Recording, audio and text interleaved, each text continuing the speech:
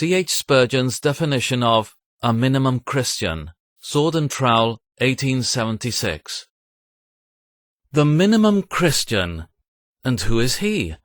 The Christian who is going to heaven at the cheapest rate possible.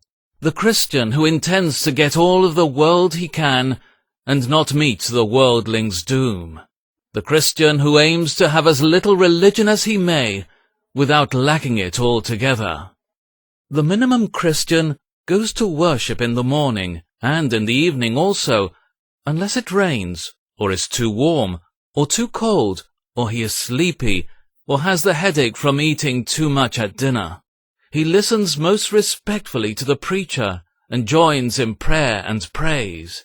He applies the truth very judiciously, sometimes to himself, oftener to his neighbors. The minimum Christian is very friendly to all good works. He wishes them well, but it is not in his power to do much for them. The Sunday school he looks upon as an admirable institution, especially for the neglected and ignorant. It is not convenient, however, for him to take a class. His business engagements are so pressing during the week that he needs the Sabbath as a day of rest, nor does he think himself qualified to act as a teacher. There are so many persons better prepared for this important duty that he must beg to be excused.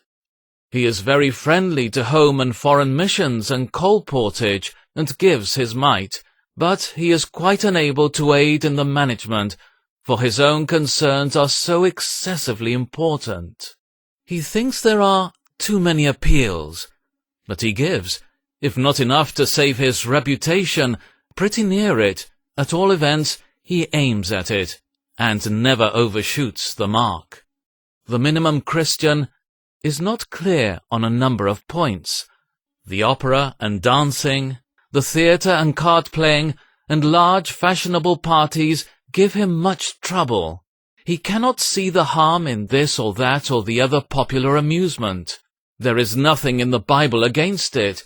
He does not see why a Christian may not dance or go to the opera. He knows several excellent persons who do so, at least so he says. Why should not he? He stands so close to the dividing line between the people of God and the people of the world that it is hard to say on which side of it he is actually to be found. Ah, my brother, are you making this attempt?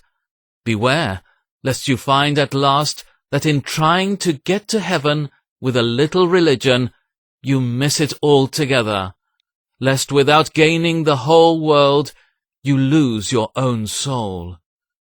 True godliness demands self-denial and cross-bearing, and if you have none of these, you are making a false profession.